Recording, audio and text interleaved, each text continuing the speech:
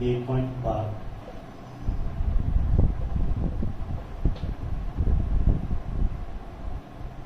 સાદા લોલકના દોલનોનો આવર્તકાળ t બરાબર 2 pi under root L upon G। तो देखो आ सूत्र काले मैं तमने लखाई दीधुं हतुं अने आपणे दोलनो चेप्टरमां साबित करीशुं बराबर। हवेनी जे माहिती छे ए खास जोजो। 1 मिलीमीटरनी चोकसाई साथ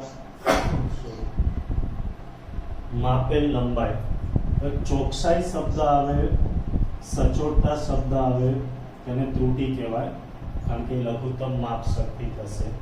तो 1 मिलीमीटरनी चोकसाई साथे એટલે डेल्टा एल बराबर शुं थाय 1 मिलीमीटर, जेने सेंटीमीटरमां फेरवीए तो 0.1 सेंटीमीटर थाय बराबर। लंबाई एल बराबर 20 सेंटीमीटर, तो एल बराबर शुं लखवानुं 20 सेंटीमीटर। चलो अहींया सुधी समझा पड़ी दरेक ने।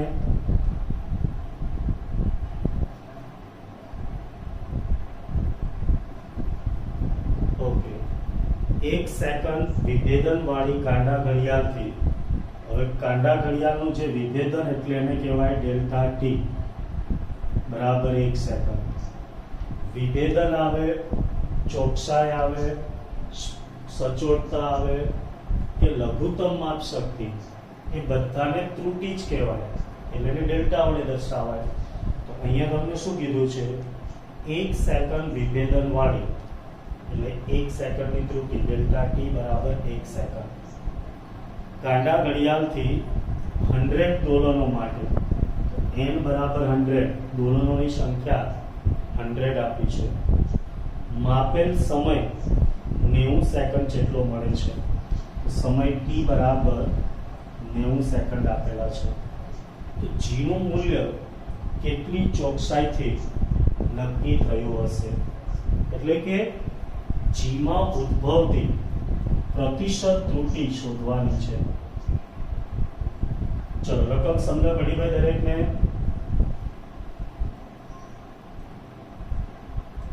ओके, दरेक ने खबर पड़ी गई ना?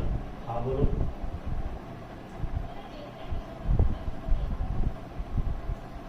डेल्टा टी એટલે સમયમાં ઉદ્ભવતી ત્રુટિ।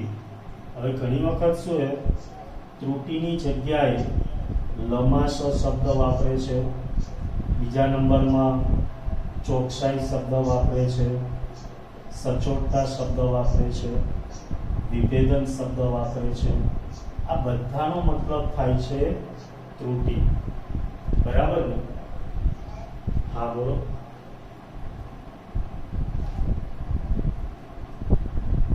શું અવાજ નહીં આવે?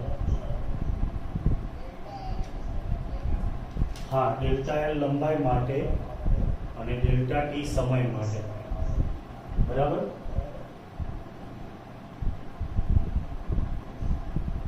ओके चलो, तो हवे तमारे जी में त्रुटि જોઈએ છે અને અહીંયા g છે વર્ગમૂળમાં છે। તો આપણે કાલે શીખવાડ્યું તો પહેલું કામ શું કરવાનું બોલો? हाँ, બંને બાજુ વર્ગ કરવાનો टी स्क्वायर बराबर 4 pi square L upon G बराबर। હવે તમારે શેમાં ત્રુટિ જોઈએ G માં, તો G ને શું કરવાનું કરતા બનાવવાનો। તો G બરાબર 4 pi square L upon T square. બોલો સમજણ પડી અહીંયા સુધી? Okay good. હવે આપણે g માં ઉદ્ભવતી સાપેક્ષ ત્રુટિ લઈએ તો એને શું લખાય ડેલ્ટા g upon g લખાય। 4 પાઈ સ્ક્વેર અચળ છે એટલે એની ત્રુટિ 0 લખવાની જરૂર નહીં। l માં ઉદ્ભવતી ત્રુટિ એટલે ડેલ્ટા l upon l। ગુણાકાર હોય કે ભાગાકાર હંમેશા પ્લસ t સ્ક્વેર છે તો ઘાત આગળ આવી જાય એટલે 2 टी में उद्भवती आंशिक त्रुटि डेल्टा टी अपॉन टी। बराबर, समझ पड़ी गई दरेकने? ओके, चलो હવે તમને માહિતીમાં ડેલ્ટા એલ અને એલ આપ્યા છે, સમયમાં સ્મોલ ટી આપ્યા છે, અહીંયા કેપિટલ ટી. બંનેમાં ફરક શું? કેપિટલ ટી એટલે આવર્તકાળ, જે આપણે ભણીશું અને ધોરણ 9 માં તમે ભણી આવો છો, જેને કહેવાય એક દોલન પૂરું કરવા લાગતો સમય. અને સ્મોલ ટી એટલે 90 દોલન માટેનો સમય, એટલે કે ગમે તેટલા દોલન માટેનો સમય. તો તમારે અહીંયા સ્મોલ ટી કરવું હોય તો શું કરાય? તો કે ભાઈ n વડે ગુણવા પડે. તો ઉપર નીચે n વડે ગુણી દો, તો મેથ્સ વાળાને કોઈ પ્રોબ્લેમ નથી. તો તમે એને આમ લખી શકો, delta L upon L plus 2 delta small T upon small T. ચલો આમાં સમજણ પડી દરેકને?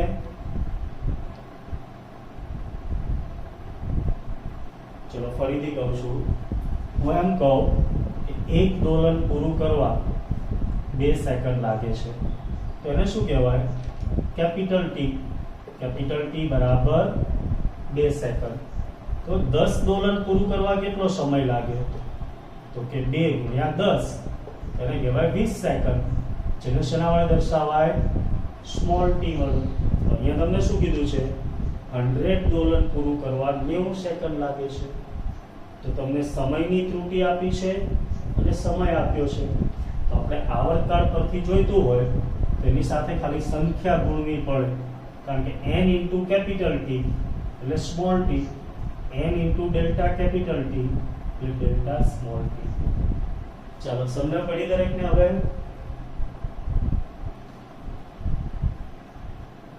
ઓકે, શું થયું?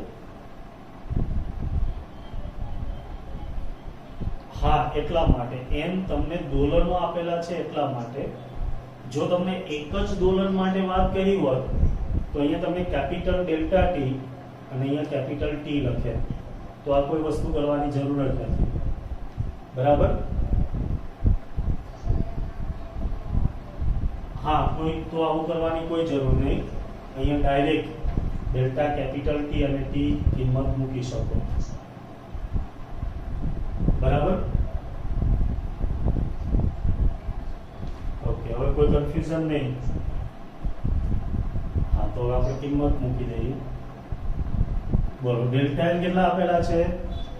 0.1 ભાગ્યા એલ કેટલા છે? 20 પ્લસ 2 ડેલ્ટા ટી કેટલા છે? 1 ના છેદમાં ટી કેટલા છે? 90. ચલો હવે સાદુરૂપ તમે આપી શકશો? આપો જોઈએ. 0.1 ભાગ્યા 20 કરો જોઈએ.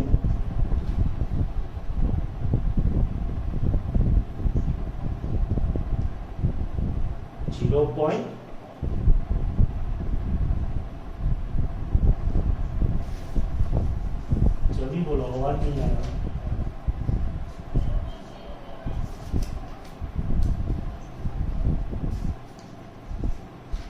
0.001 દરેકને એટલો આવે છે?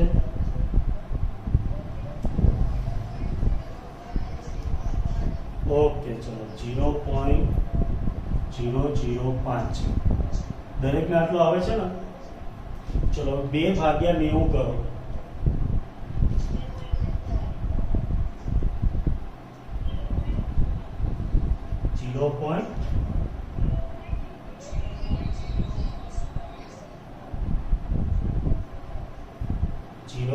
.022.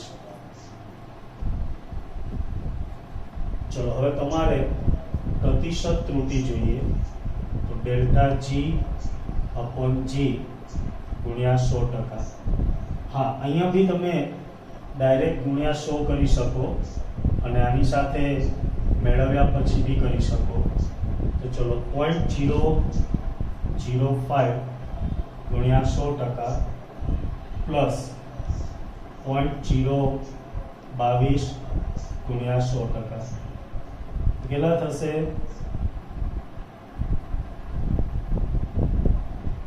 યસ 0.5 પ્લસ 2.2 તો 2.7%. ચલો સમજા પડી દરેકને? હા, તમારી બુકમાં ડાયરેક્ટ જવાબ આપ્યો છે 3%. આને એપ્રોક્સ 3% કહેવાય. જે રીતમાં પૂછે તો 2.7 આપેલો હશે અથવા 3 આપેલો હશે, બેમાંથી કોઈ એક જવાબ આપેલો હશે. ચલો તો હવે આપણે સાર્થક અંકોની વાત કરીએ અને એના નિયમો. સાર્થક અંકો કોને કહેવાય? તો કે આપણે જ્યારે કોઈ પણ વસ્તુનું માપન કરીએ છીએ ત્યારે માપનની અંદર જે વિશ્વસનીય અંકો છે એની સાથે એક અચોક્કસ અંક પણ આવે છે. આ જે અંકો બને છે અને સાર્થક અંકો કહેવાય. દાખલા તરીકે આપણે કોઈ દોલતનો આવર્તકાળ માપતા હોઈએ તો દોલતનો આવર્તકાળ 1.62 સેકન્ડ લખીએ. હવે આપણી ઘડિયાળ છે એમાં તો 1.6 સુધી જ આવે. આ કેવો છે? અચોક્કસ અંક. તો આ રીતે જે અંક મળે છે એને સાર્થક અંકો કહેવાય. તો સાર્થક અંકો એટલે શું? વિશ્વસનીય અંકો અને પ્રથમ અચોક્કસ અંકથી બનતી સંખ્યા એને સાર્થક સંખ્યા કહેવાય અને તેમાં આવતા અંકોને સાર્થક અંકો કહેવાય.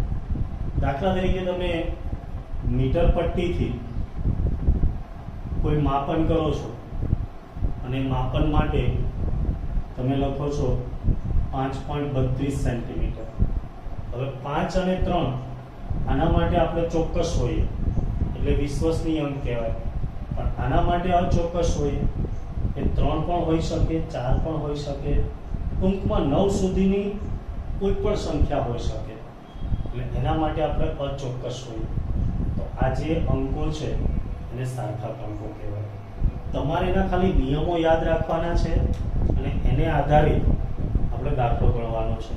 તો દરેક નિયમો ખાસ યાદ રાખજો. બહુ સિમ્પલ છે અને એ નિયમોનો આપણે દાખલામાં ઉપયોગ કરીએ હમણાં. તો પહેલો નિયમ, બધા જ શૂન્યતર અંકો, બધા જ શૂન્યતર અંકો, શૂન્યતર એટલે શૂન્ય સિવાયના 1 થી 9, બરાબર ને? બધા જ શૂન્યતર અંકો સાર્થક અંકો છે. એટલે 1 2 3 અપ ટુ 9 સુધી કોઈ પણ અંક હોય તો એ સાર્થક અંક છે, પછી ભલે ગમે ત્યાં હોય, બરાબર?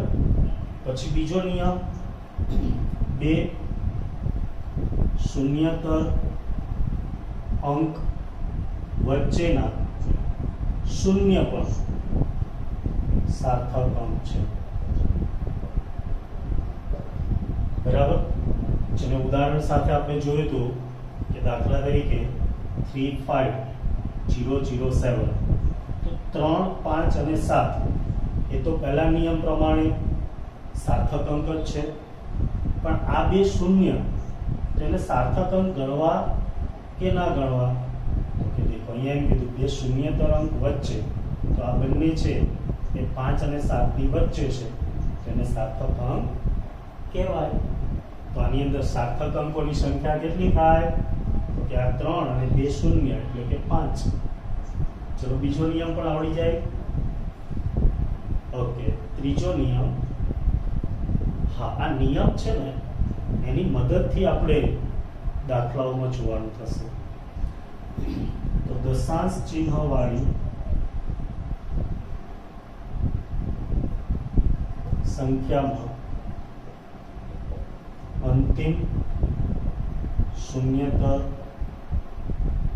સંખ્યા પછીના શૂન્ય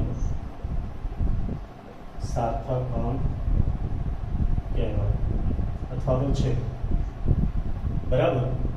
દાખલા તરીકે ચલો કોઈ દશાંશ ચિહ્ન વાળી સંખ્યા છે, હું લખું છું 3.500.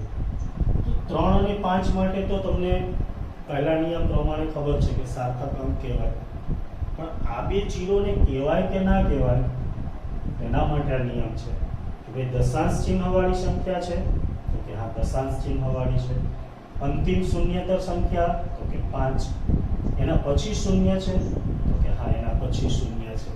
તો આ નિયમ એવું કહે છે કે ભાઈ તો એ સાર્થક અંકો છે.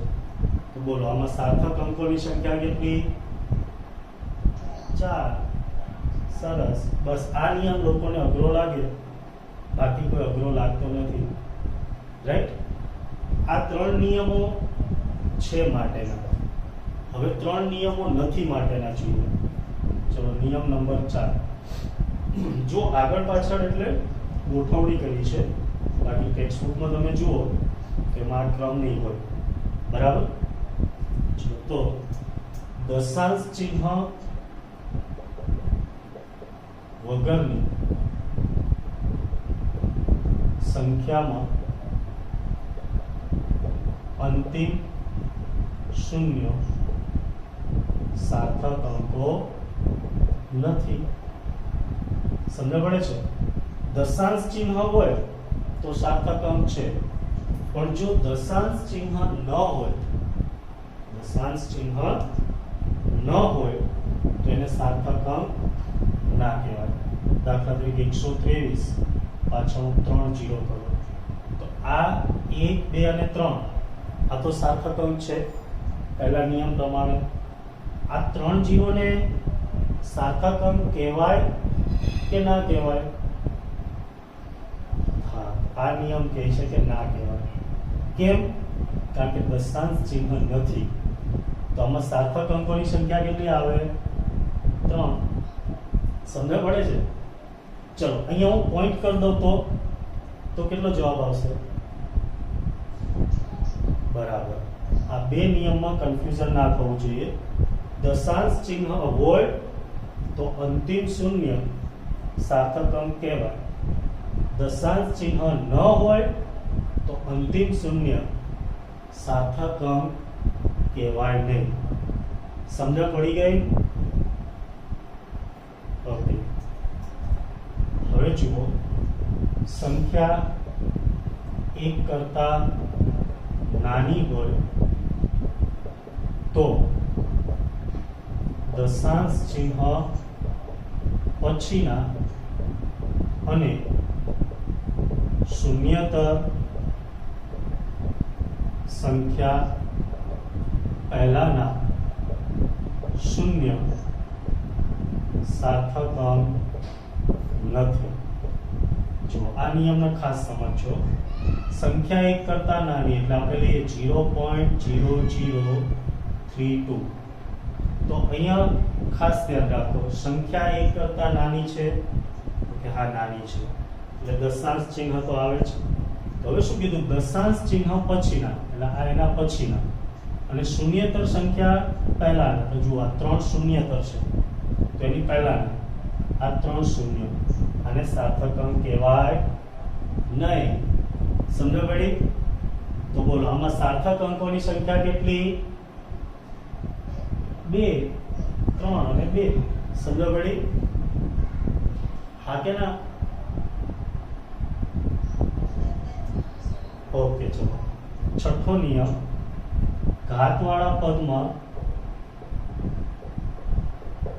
ઘાત એ સાર્થક અંકો નથી. બરાબર? જે ઘાત આવે છે એ સાર્થક અંક ના કહેવાય. દાખલા તરીકે 2.3 ગુણ્યા 10 ની 5 ઘાત છે તો એમાં આને ધ્યાનમાં લેવાના જ નહીં. સાર્થક અંકોમાં ઘાતવાળા પદને ધ્યાનમાં લેવાના નથી. તો બોલો આમાં સાર્થક અંકો કેટલા થાય? 2. સરસ. સમજ પડી? ચલો દાખલા તરીકે 2 × 10⁻⁷ છે તો આમાં સાર્થક અંકો કેટલા? 1. સરસ. આવડી જશે. તો આ 3 છે માટેના નિયમ, આ 3 નથી માટેના નિયમ. અને એક વધારાનું અચળાંકોના સાર્થક અંક ધ્યાનમાં લેવાના નથી. કારણ કે અચળાંક હોય ને તો એને અનંત સાર્થક અંકો હોય, એ આપણે ધ્યાનમાં લેવાના નહીં. દાખલા તરીકે કોઈનું ક્ષેત્રફળ હોય એ બરાબર 4πr², તો 4 ને અનંત સાર્થક અંક, કારણ કે તમે આમ લખી શકો 4.0000 ગમે ત્યાં સુધી, પાઈ એટલે 3.14, પછી બહુ મોટી સંખ્યા આવે, એ બધાને ધ્યાનમાં લેવાના નથી. આ પોઈન્ટ ખાસ યાદ રાખીશું. અચળાંકોના સાર્થક અંક ધ્યાનમાં લેવાના નથી. બરાબર, દરેકને ક્લિયર? અચળાંકોના સાર્થક અંક ધ્યાનમાં લેવાના નથી. એટલે તમને કોઈ ત્રિજ્યા આપે અને એમનું ક્ષેત્રફળ શોધવાનું કે સાર્થક અંક ધ્યાનમાં રાખીને, તો તમારે જેટલા ત્રિજ્યામાં હોય એટલા જ સાર્થક અંક અહીંયા લેવાના. સમજ પડી ગઈ દરેકને? ઓકે, ચલો તો આને આધારિત એક સ્વાધ્યાયનો દાખલો ગણીએ, એટલે તમારા નિયમો છે એકદમ પાકા થઈ જાય. દરેક પાસે ટેક્સ્ટ બુક હશે. ચલો તો એમાં 2.10 આપ્યું છે, સ્વાધ્યાયનો દાખલો 2.10. જે લોકો ના હોય એ અહીંયા જોતા જજો.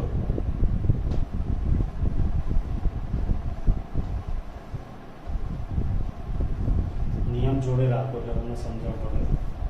ચલો સ્વાધ્યાયનો 2.10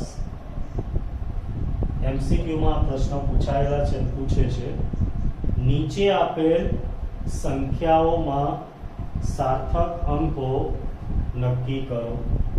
પહેલો પ્રશ્ન છે 0.007 મીટર સ્ક્વેર. બોલો જવાબ શું આવશે? 1. સરસ. ચલો દરેકનો જવાબ એક જ છે ને? હા, તો 1 આવશે. કેમ? તો કે જુઓ, આ નિયમ પ્રમાણે આગળના શૂન્ય સાર્થક અંક કહેવાય નહીં, એટલે જવાબ આવશે 1. તો 1 માર્ક્સમાં આવો MCQ પૂછે, આવડી જશે. ઓકે, ચલો બીજું 2.64 into 10⁻²4 કિલોગ્રામ. યસ, સરસ. 3, કારણ કે આ ઘાત ધ્યાનમાં લેવાની નથી. સાર્થક અંક કેટલા આવશે? 1, 2 અને 3. સમજણ પડી ગઈ બધાને? Okay, good. ચલો ત્યાર પછી ત્રીજો દાખલો 0.2370 ગ્રામ પર સેમી ક્યુબ. ચલો આમાં સાર્થક અંકોની સંખ્યા કેટલી? ઓકે, દરેકનો જવાબ છે 4. તો જવાબ સાચો, કારણ કે આ દશાંશ ચિહ્ન છે એટલે આને સાર્થક અંક કહેવાય. 1, 2, 3 અને 4. બોલો આવડશે? ઓકે, નેક્સ્ટ ડી જુઓ. 6.320 જૂલ. હા, દરેકનો જવાબ 4 જ છે, તો સાચો. કારણ કે દશાંશ ચિહ્ન છે અને પાછળના જે શૂન્ય છે એને સાર્થક અંક કહેવાય. ચલો ઈ 6.032 એકમ છે ન્યૂટન પર મીટર સ્ક્વેર. બોલો કેટલા? 4. હા, અહીંયા ભૂલ ના ખાતા. ઘણા કહે છે સાહેબ આ દશાંશ ચિહ્ન પછી, પણ ત્યાં જુઓ ચોખ્ખું લખ્યું 1 કરતા નાની. આ જે છે ને એ નિયમ આ આવે, દશાંશ ચિહ્ન છે એ ભલે છે પણ અહીંયા બે અશૂન્ય સંખ્યાની વચ્ચે શૂન્ય છે, તેને સાર્થક અંક કહેવાય. તો ભૂલ નહીં થાય ને ભાઈ, સમજણ પડી? ઓકે, ચલો તેનો છેલ્લો પ્રશ્ન છે 0.006032 મીટર સ્ક્વેર. ચલો આમાં બોલો. ઓકે, સરસ, 4 આવશે. કેમ? તો તે જુઓ 1 કરતા નાની, એટલે આને સાર્થક અંકો કહેવાય નહીં. 6, 3 અને 2 એ તો આપણને ખબર જ છે. આ 0 છે એ આ બંનેની વચ્ચે આવે, એને પણ સાર્થક અંક કહેવાય. તો આમ સાર્થક અંકોની સંખ્યા કેટલી થશે? 4. બોલો, હવે દરેકને નિયમ સાથે યાદ રહી ગયું છે?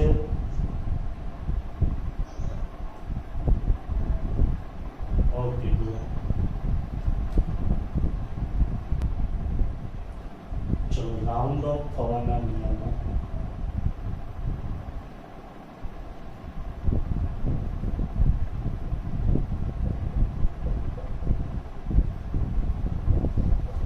રાઉન્ડ ઓફ કરવું એટલે હા, તમને ચોક્કસ સંખ્યા સુધી જ એનું મૂલ્ય જોતું હોય. દાખલા તરીકે તમે ગણતરી કરો, અંક આવે 5, પણ તમારે 3 સાર્થક અંકો સુધી જોઈએ, બાકીના બેને શું કરવા પડે? કાઢી નાખવા પડે. એને કહેવાય રાઉન્ડ ઓફ કરવું. બરાબર? તેના 3 નિયમ જે બહુ સિમ્પલ છે અને તમે આગળ ભણી પણ આવો. જે સંખ્યા કાઢી નાખવાની હોય, જે સંખ્યા કાઢી નાખવાની હોય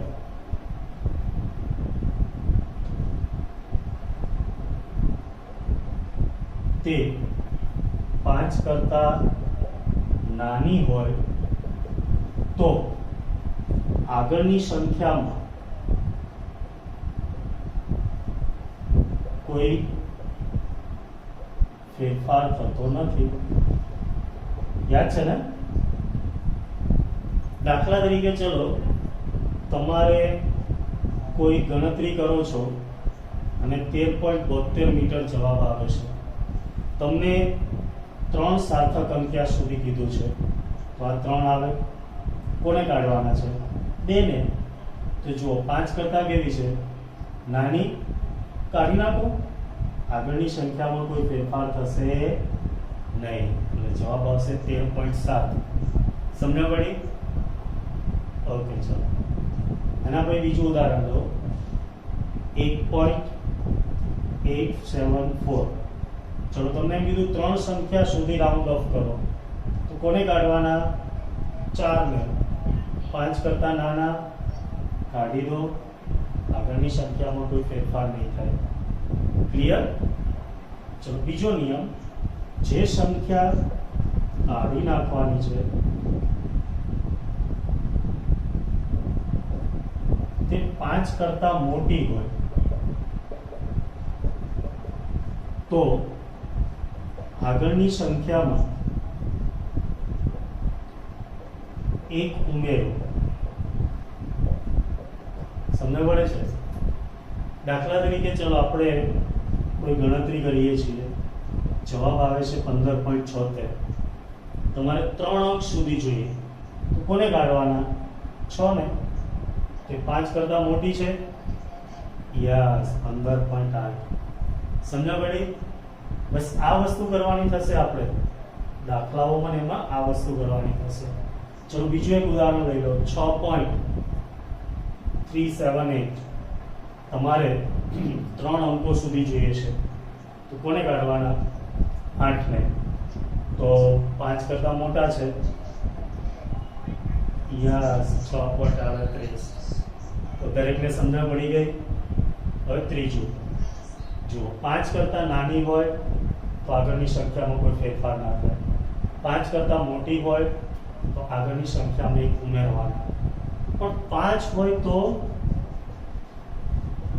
તેના 2 ભાગ. જો આગળની સંખ્યા એકી હોય તો 1 ઉમેરો, અને બેકી હોય તો ફેરફાર થાય નહીં. બહુ સિમ્પલ, યાદ રહી જાય. ચલો ઉદાહરણ લો. દાખલા તરીકે 12.35 આપણે 3 અંકો સુધી જોઈએ.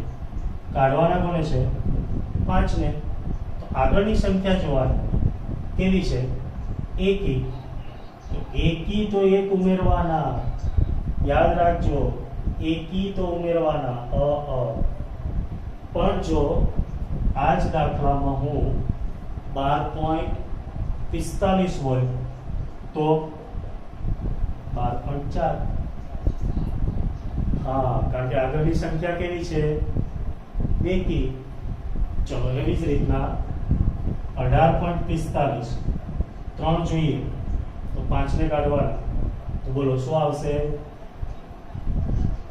યસ, 18.4. સમજણ પડે દરેકને? ચલો 1.735 5 ને કાઢવાના,